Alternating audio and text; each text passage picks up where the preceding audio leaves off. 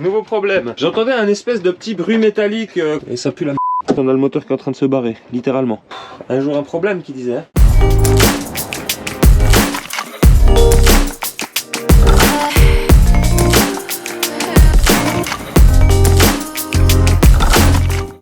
Bon, c'est la merde. Nouveau problème. J'entendais un espèce de petit bruit métallique quand on était au moteur depuis un moment. Je me posais la question de ce que c'était, mais je trouvais pas. J'avais beau aller fouiller, farfouiller, et j'ai pas trouvé. Ben ça y est, je viens de trouver. Et ça pue la merde. Alors, là, juste en dessous de l'alternateur, vous voyez, il y a le support moteur. Il y a deux gros boulons là.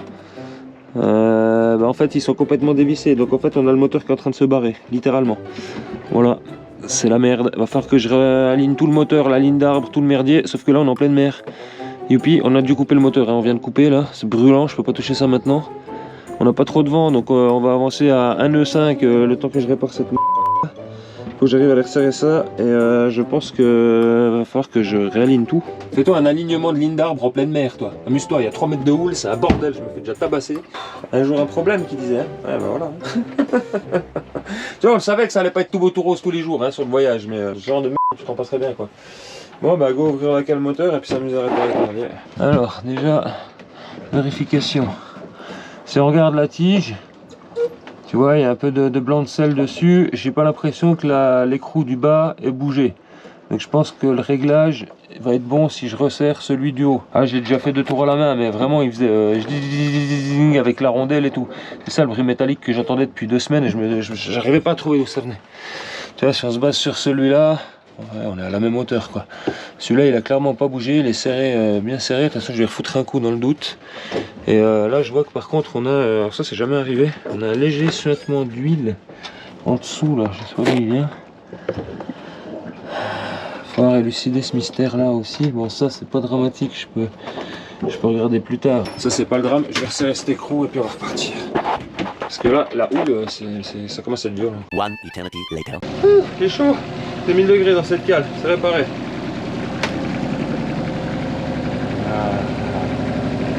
Plus le bruit de ferraille. Là c'est un petit Volvo qui ronronne. Ah oui, ça vibre beaucoup moins. Ah oui.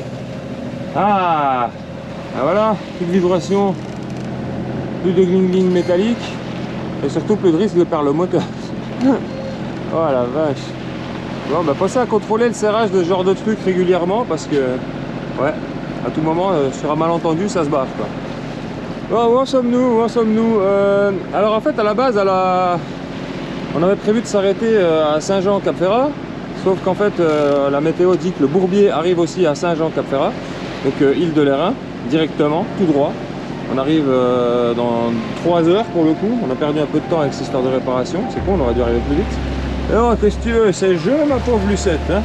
On va pas y faire grand chose.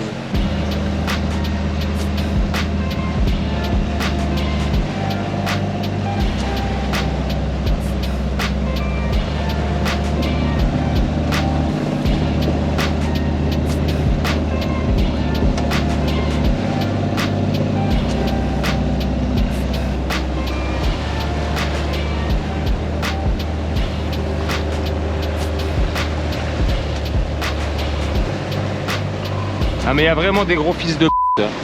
Donc on est toute voile dehors. Et là ce gros fils de hein, qui va venir en plein sur nous, l'autre il nous rase la gueule.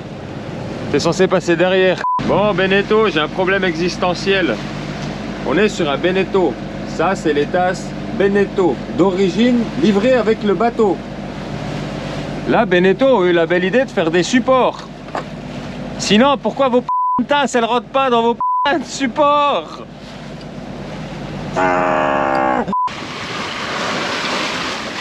Vous entendez ça? Cette absence de bruit? On est sous voile, on n'a plus de moteur. Ça y est, on a trouvé du vent. Ouais. Alors pas beaucoup de vent, 10 nœuds de vent. Mais malgré ça, avec 10 nœuds de vent, eh bien on avance à 5 nœuds 6. De temps en temps des petites pointes à 6 nœuds, tu vois, ça monte à 5 nœuds 7. Avec 10 nœuds de vent, même un peu moins que ça par moment, au près. On est trop bien. Oh là là là. Bon, on a tout dehors, hein. On a tout le génois, toute la GV, mais on est super bien réglé. Tu vois qu'il y a eu du progrès, mais un progrès d'un autre monde, mon copain. Voilà, on a passé juste avant l'aéroport de Nice, Saint-Jean-Cap-Ferrat, Nice, tout ça là. Là, ce que vous apercevez au loin, c'est Cannes. Et là-bas, on aperçoit gentiment les îles de l'Airain.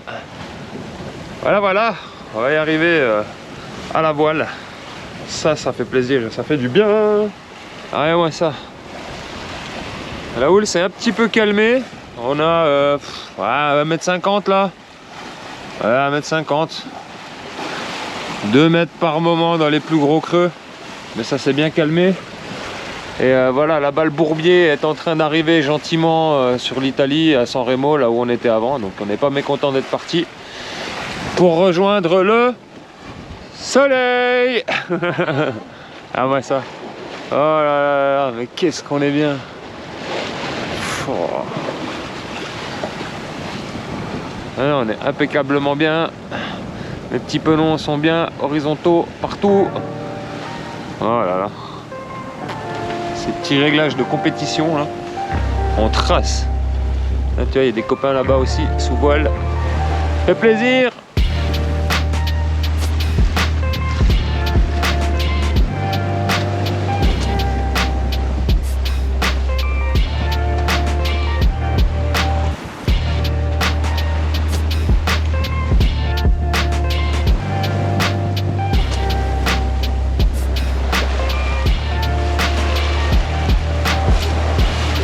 On est sous voile et qu'on s'entend parler. On va pouvoir discuter et vous expliquer un peu tout ce qui s'est passé. Parce qu'il s'en est passé des choses. Bon, il y a 2 mois, on a quitté la maison, ça y est, pour vivre dans le bateau, au port, parce que Mrs travaille toujours à terre, forcément. On a expérimenté la vie dans le bateau avec le travail à terre pour le moment. Donc, voilà. Et ça se passe plutôt bien, clairement. On n'a pas trop envie de retourner à la maison. D'ailleurs, on n'y est pas retourné depuis 2 mois, à part pour récupérer du courrier et faire 2-3 bricoles. C'est ça. Bon, le plus chiant dans la vie au port, c'est la lessive. Ouais. J'avoue, ça c'est relou. Donc du coup, c'est surtout pour ça qu'on retourne à la maison, faire une machine ou deux de temps en temps. Sinon, bon, ça se passe plutôt bien. Bon, après là, c'est vrai qu'il fait beau, c'est l'été, c'est chouette, c'est cool. Donc on verra en septembre, octobre ce que ça va donner quand... il fera des temps de merde et qu'il fera moins chaud, ouais. On va voir, voilà. Tout ça. La première expérience, on est parti, les vacances sont arrivées, c'était chouette. On a pris le départ direction l'Italie. Niveau voyage, on a fait quand même pas mal de navigation, comme je vous ai dit. Donc nous, on a fait beaucoup de navigation dans la rade de Toulon, Porquerolles, tout ça, très souvent. Mon père est venu en vacances 2 semaines au mois de juin. Donc là, on est parti directement jusqu'au Lavandou. On est presque arrivé à Saint-Tropez. D'ailleurs, on a visité Saint-Tropez, Grimaud, tout ça. C'était incroyable. Le mouillage au Lavandou était incroyable. Et on a super bien navigué. On a eu des petits problèmes sur la route. Tout d'abord, juste avant que mon père vienne, on a sorti le bateau pour faire le carénage. Là, on a découvert un premier problème.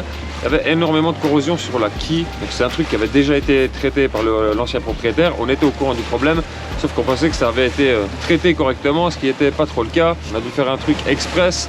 Donc à base d'époxy, d'anti-rouille et de conneries. Enfin voilà, j'ai un peu réglé le problème temporairement. On ressortira le bateau là cet hiver pour régler définitivement le problème. Je vais refaire le gel coat de la quille qui s'est enlevé. Et là, elle sera complètement protégée. Il y aura un traitement anti-corrosion à faire en dessous. Enfin voilà, c'est un peu pour le bordel de la quille. Qu'est-ce qu'on a eu d'autre? Ça, c'est arrivé avec mon père. Le guindeau moteur mort, il n'a plus rien voulu savoir. On a dû le démonter à grands coups de masse. Le truc était complètement rouillé, c'était soudé, c'était un bloc. Donc on a dû changer le guindeau, on a dû changer toute la plaque en alu, le support en inox, tout le bordel, parce que ça s'était électrolysé, tout s'était soudé, tout s'était bouffé par l'eau de mer, enfin c'était un merdier. Donc on coûtait un bras, mais bon, il n'y avait pas trop le choix. Parce que remonter 100 kg de chaîne tous les jours, salutations quoi. Bon, je reprends vite tout seul, elle a dû aller prendre la barre, parce qu'on arrive dans une zone où il y a masse de bateaux, forcément, Cannes, 3 touristes. et du coup c'est le bordel. Voilà pour le problème du gain d'eau, donc on a changé tout le moteur, la plaque, tout le bordel. Ensuite sur le retour, on était entre le Lavandou et Porquerolles avec mon père, on allait super bien, le bateau était réglé aux petits oignons, on traçait à 8 nœuds dans 25-30 nœuds de vent quand tout d'un coup le génois est tombé, littéralement. C'est-à-dire que l'émerillon qui est en haut a explosé, on était étarqué à fond, du coup ça a fait sauter l'émerillon de l'étai, il est sorti, il s'est tabassé en haut dans le mât et le capot de l'émerillon s'est cassé en deux. En fait c'est la manie de l'émerillon qui a explosé et tout est parti en vrille, quoi. Le génois s'est affalé sur le pont, il a commencé à partir de la flotte, j'ai dû courir sur le pont, ranger le merdier et tout, on a dû se débrouiller pour enlever la voile complètement en pleine mer sous une presque tempête, enfin c'était épique. On s'est abrité à Porquerolles, j'ai dû monter au mât par 35 nœuds de vent, c'était merveilleux, tout ça pour aller rafistoler tout ça. Ça tient bien mon rafistolage, je l'ai entouré de scotch, j'ai rempli ça d'époxy et écoute ça tient depuis c'était bien, ça fait 2 mois maintenant. Donc à ce niveau-là, problème réglé et on n'en est pas mécontent. Ensuite, il nous est arrivé un malheur. Vous savez que de temps en temps, il faut faire aller les vannes. Les toilettes, les vannes d'entrée, de sortie d'eau de mer. Bon, ça m'arrive de le faire en moyenne toutes les semaines. Et là, j'étais au port, je fais aller les vannes et au moment de faire aller la vanne des chiottes, la poignée, elle a explosé, elle me restait dans les mains. Mais là, je te parle pas que la poignée, c'est tout l'axe interne qui avait pété, qui m'était resté dans les mains. Au moment où, forcément, j'ai fermé la vanne et j'allais la rouvrir. Donc vanne des chiottes condamnée, aller sous l'eau, mettre une pinoche pour que le trou soit étanche, démonter la vanne, j'avais pas les bons trucs, il a fallu aller se faire prêter une énorme clé à molette de 52 mm parce que la vanne c'est un truc comac. Enfin c'était un bourbier, on était en train de couler dans le port, il y avait de l'eau partout. Bon, ça l'est bien sorti encore une fois de plus, mais voilà, il y a pas mal, on a essuyé pas mal de petits problèmes, tu vois, on dit un jour un problème, bon c'est pas tous les jours non plus, mais c'est régulièrement quoi. Là, dernièrement, sur notre voyage en Italie, fuite du chauffe-eau, tout d'un coup, j'allume le groupe d'eau, je me dis tiens c'est bizarre, on a 100 litres d'eau qui ont disparu, j'ouvre la cale, tout était plein. On ouvre sous le siège, il y a le chauffe-eau, ça pissait de l'eau de partout, c'était un bordel. Il y a un tuyau qui s'est fissuré, une mini fissure dessus qu'on n'avait pas vu tout de suite et ça s'est vidé pendant 4 jours avant qu'on s'en rende compte quoi. Ah Houston, we have a problem. Ça fuit. Impossible de trouver du tuyau en Italie, forcément ça arrive un jour férié, 15 août, tous les machins étaient fermés, enfin c'était le bordel. Résultat avec une tétine, deux colliers et un peu de bidouille, j'ai réussi à rafistoler ça. Bon, on a peut-être trouvé une solution. J'ai dit qu'on avait plein de pièces de rechange dans le bateau, Janine a trouvé une double tétine. Ça rentrait pas dans le tuyau mais avec lui là, en le chauffant bien, ça rentrait. Maintenant j'ai mis un collier. On va essayer d'enfiler ça dans l'autre bout et il y a un monde où on répare ça ce soir. On va chauffer un peu. Histoire d'y faciliter l'attraction, la pénétration. On pourrait lui mettre un peu de vaseline aussi. C'est vrai que ça marche toujours mieux avec un peu de vaseline. Et là, ah tu vois, regarde, là ça rentre tout seul, là, boum, dedans. Impeccable. Il est rentré tout seul, le pépère. Allez, je vais serrer les colliers, on va enquiller la tétine et puis nickel. Oh oui. Bon, le verdict, groupe d'eau. On va voir maintenant si ça tient ou pas. Le problème c'est que du coup tu augmentes les raccords, donc tu augmentes les risques de fuite potentiels hein, forcément. Donc on a un raccord au milieu là. Après dans tous les cas on va changer l'entièreté de ce tuyau bleu parce que s'il a déjà percé une fois, je pense qu'il repercera une fois ailleurs et ainsi de suite. Il a l'air de... Tu vois, il a un petit... D'ailleurs il a un petit accro là, attention qu'il y a un petit trou là. Je pense qu'on est bon, réparation à 3,50 €, ça c'est fait. Ça tient depuis là. Touche du bois que ça tienne encore parce qu'on n'a toujours pas acheté de tuyau. Problème de frigo, voilà. J'ouvre le frigo, je me dis c'est bizarre, il fait chaud là-dedans. Le frigo était à 18 degrés, tout est normal. Résultat, répare ton frigo à 1h30 du matin. Ouais, c'était encore une belle aventure. Et voilà, c'est comme ça, c'est la vie en bateau, on adore ça. Et puis c'est comme ça, il y a des problèmes, mais on les règle. Et puis sur le moment, ça te fait rager, ça te fait un peu chier, t'endors pas la nuit. Et après, t'es content d'avoir réparé le truc. Et tu vois, l'aventure continue. Ah, elle est revenue. Non, voilà. Sinon, bon, les belles choses qui nous sont arrivées. Modification, on a fini l'installation électrique. Wouhou. Alléluia. Pas tout à fait, c'est pas vrai. Il manque un petit peu de trucs. Il manque 2 trucs, mais c'est en cours d'installation. Donc on a fini l'installation, la modification de tout ce bimini là qui est juste au-dessus de nous. Donc on a fait rallonger des tubes, soudés, machin, du bordel, renforcés et tout pour pouvoir mettre nos panneaux solaires. Tu vois les beaux panneaux solaires qui sont là. Regarde-moi ça, comment ils sont beaux. 5 fois 120 watts. Merci MyShop Solaire. Merci MyShop Solaire. C'est de la bombe atomique. Et merci Creabest pour les batteries. Pour les batteries aussi, parce que les 600 paires de lithium là, c'est de la bombe atomique. C'est-à-dire qu'en gros, le matin, le soleil se lève, à midi tout est chargé à 100%. La journée, on est tous sur les panneaux. Le soir, on tire à peine 5 à 10% de la batterie et ça recharge le lendemain matin. On est de nouveau à fond et là, on est autonome depuis 2 mois, quoi. C'est juste complètement incroyable. J'ai dû faire de la couture, j'ai dû fabriquer des petits fourreaux pour entourer les trucs avec des zips parce que vous voyez qu'on peut zipper les cagnards à l'arrière, donc les protections solaires qui descendent et tout. Et surtout refixer notre Bimini existant à notre arceau de panneaux solaires. Et ouais, pouvoir refixer tout ça. Donc là, on peut, tu vois, on est sous voile, on est bien réglé, étarqué à fond et on peut avoir le Bimini, on a tout qui est en place. Ça n'a pas rajouté trop de poids sur le bateau, ça n'a pas rajouté un immonde portique à l'arrière, donc solution pépite. On a mis nos bossoirs aussi, Tizod et la AQ. D'ailleurs, petit Zod aussi, je lui ai changé le moteur. On avait un 2,5, je l'ai vendu, j'ai pris un 4 parce que le 2,5 avançait pas. Ah, par contre, c'est un Zod de course maintenant, elle tabasse. C'est-à-dire que tout seul, c'est. Oh, t'arrives genre à 10 nœuds. Et à 2, on doit faire du 6 à 7 nœuds, quoi. Non, elle marche franchement bien. On a rajouté, bien sûr, la deuxième lithium. Hein. On avait une 300 ampères de Creabest. Ils nous en ont envoyé une deuxième. Merci à eux. Nos partenaires, vous les retrouvez dans la description. Vous avez des rabais chez les deux avec un petit code promo. Ça soutient la chaîne. Et vous, ça vous permet d'avoir des bons produits à bas prix. Donc, profitez-en. On a installé un Orion aussi, un convertisseur chargeur DC-DC. Donc, c'est un boîtier qui permet de charger le lithium en passant par l'alternateur et la batterie moteur. Donc, ça nous permet de recharger le lithium quand on est au moteur. Mais il ne sert quasiment, enfin il a servi une fois pour le tester et depuis il est éteint. C'est vraiment en cas d'urgence, si un jour on est en galère, on rechargera comme ça. Mais tant qu'il y a du soleil, on en a clairement pas besoin. Au niveau de l'installation solaire, donc c'est 5 fois 120 watts back contact de chez Unitech. Leur meilleur panneau, clairement dans cette gamme là il n'y a pas mieux, avec 3 MPPT séparés. Donc on a 2 fois 2 panneaux en parallèle sur 2 MPPT plus un tout seul. Ça permet de la redondance, ça permet de, si jamais il y a des systèmes en panne, bah, de toujours avoir du jus qui produit. Et surtout comme ils ne sont pas orientés tous dans le même sens, les panneaux, ça permettait de séparer les groupes et de produire au maximum. On a aussi ajouté un vase d'expansion là. Oui. Parce que madame, quand elle fait la vaisselle, faut en parler de ça. Ah, elle consomme de l'eau, forcément, c'est logique. La vaisselle. On avait mis des, tu sais, des mousseurs là, des aérateurs sur les robinets. Acheté d'une bonne qualité allemande, soi-disant, machin. Il s'est passé quoi au bout de 2 jours? Bah, le mousseur, il a pas tenu en fait. Il a explosé. Il a explosé. Le truc, il était en miettes, j'ai pas compris. C'est surtout que, bah, on pouvait pas ouvrir à peine le robinet. Il fallait ou que je l'ouvre à fond ou que je l'ouvre pas. Donc c'était à fond, t'avais de l'eau et sinon t'avais rien et la pompe, elle faisait tata tata tata. Et du coup, ça fout en l'air la pompe en 15 jours, quoi. Donc obligé d'acheter en urgence au fin fond de l'Italie un vase d'expansion. Donc on a pris un modèle Japsco de 1 litre qui était plug and play sur notre système. Et maintenant, alors c'est quoi le bonheur? Ça fait du silence et puis ça coule, on peut mettre tout doucement. On peut avoir juste un petit filet d'eau là pour rincer à peine quand on a un petit truc à faire. Installer un vase d'expansion, vraiment, installez ça, c'est le bonheur les gens. Ça vous permet déjà de tirer 1 litre sans que la pompe s'allume, donc ça c'est incroyable. Et après ça régule, ça évite les à-coups dans la pompe, ça permet de consommer moins d'eau, ça permet d'économiser et de faire la durée de vie de votre pompe, elle va durer plus longtemps parce qu'elle prend moins de claques dans les dents. C'est que du bonheur quoi, le vase d'expansion c'est la vie. Je pense qu'on a fait un peu le tour de toutes ces modifs. Je reprends ma petite liste.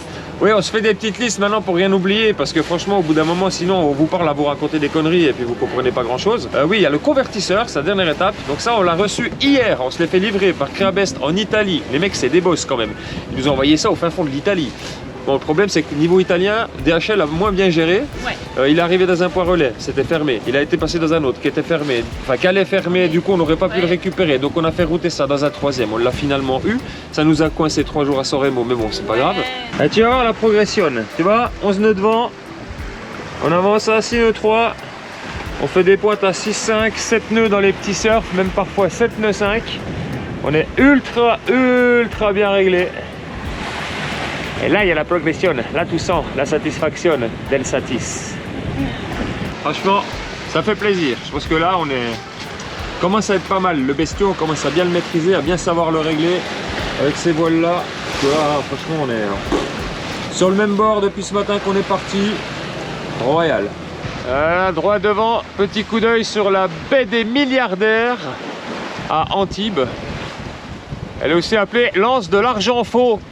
Parce que ouais, je pense qu'à une époque, ça devait bidouiller de la thune, ou je sais pas ce qui branlait là-dedans, mais ça devait être un délire mystique. Et ça y est, on voit les îles de l'Airain. On va aller se tanker entre les deux îles. On va y arriver tout de suite là. C'est qu'une question de minutes. C'est magnifique. On aperçoit des gigayachts à Cannes là-bas. Waouh! Alors c'est clair que pour vous sur la GoPro, ça doit être tout petit, hein. Mais je vous garantis que c'est des immeubles. Les trucs sont énormes.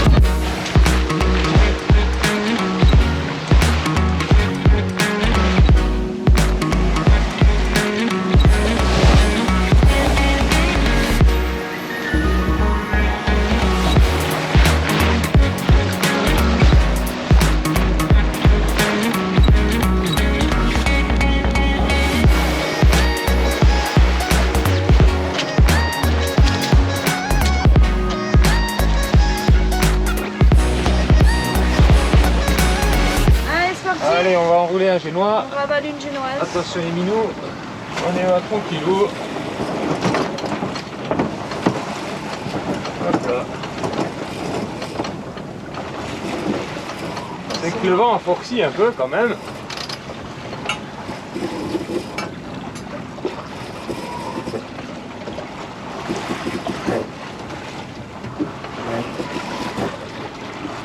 Maintenant, face au vent, on va en profiter pour affaler la petite GV.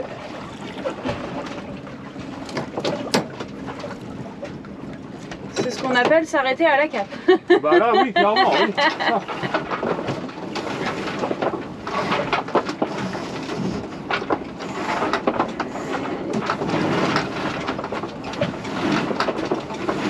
Ah oui, c'est qu'on est arrivé, les amis, aux îles de l'Airain. Ouais. Et là, vu l'autoroute que c'est entre les deux îles, je vais pas m'amuser à Slalomer avec des voiles. slalomer avec coup de voile dehors au milieu de ce bourbier parce que ça serait quand même un peu suicidaire. C'est pas fou.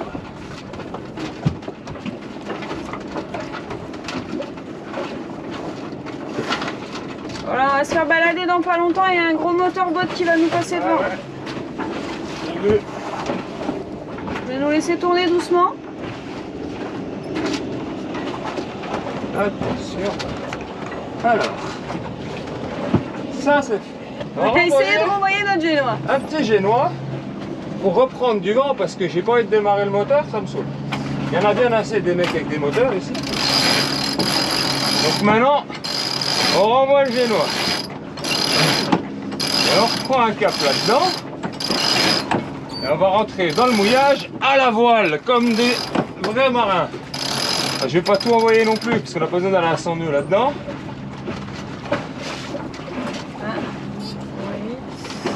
Ah, on devrait reprendre normalement. Normalement. Bon, c'est la théorie, je fais un test. Hein. Il y a 7 nœuds de vent. Hein. Je fais un test, les amis. Ah si, 1, 10. Ouais, je t'ai dit. On avance. C'est un test. 2. On va essayer de reprendre notre cap pour rentrer dans le mouillage avec notre génois. Ensuite, à la dernière minute, on la fale, on se met face au vent, on jette l'ancre. Et si tout va bien, on n'a pas besoin du moteur. C'est la théorie. J'y crois pas trop. Écoute, pour l'instant, ça se passe bien. Oui. Qui va piano, va sano. Si. Si. Vitesse. 2 nœuds 7. Ah, tu vois? 2 nœuds 6. Ça marche. Bon, je vous reprends quand on a un peu avancé, sinon pour vous, ça va durer 3 heures. Bon, ça y est, nous sommes au mouillage. Wouhou! À part enrouler ce génois et puis envoyer cette chaîne d'encre, on va aller se caler derrière un petit bateau qui est juste devant. Là. On va quand même juste mettre le moteur parce que j'ai besoin de l'alternateur déjà pour le gain d'eau, parce que sinon la batterie elle va hurler maman. Et juste aussi pour pouvoir faire vite notre demi-tour là, parce qu'on est tellement abrité dans l'île qu'il n'y a absolument plus rien devant. Tu vois, le génois est en train de s'écraser. Je vais le renrouler tout de suite.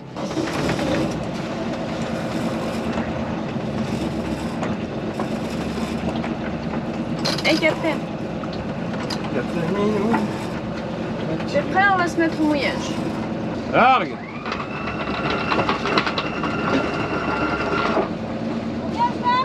Envoie les 20! Parfait!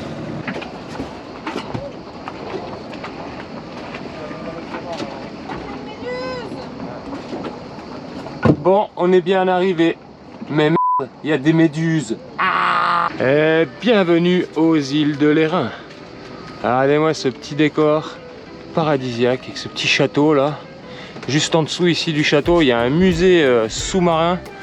Il est entre 3 et 5 mètres de profondeur avec des statues. On va aller vous montrer ça. Ah, nous on va y aller demain parce que là on va se poser un peu. On a quand même 7 heures de navigation dans les pattes. Et là, ça se connaît trop bien. Bon, il y a masse de bateaux, hein, je vous ai dit ici. Il y a du monde. On n'est pas tout seul. Hein. Bon, après, rassurez-vous, alors il y a un avantage, c'est que quasiment tous les bateaux à moteur, dans 1 heure, ils sont plus là parce qu'ils dorment pas là la plupart du temps. Et après, il reste que les bons, les vrais, les copains voileux qui vont rester dans le coin. Là-bas, catamaran pizza et celui avec le drapeau là et le pirate dessus. Parce que oui, il y a un mec qui a un foutu pirate avec un canon sur le toit de son bateau. C'est le bateau glace apéro. Ça m'a toujours fait délirer ça ici.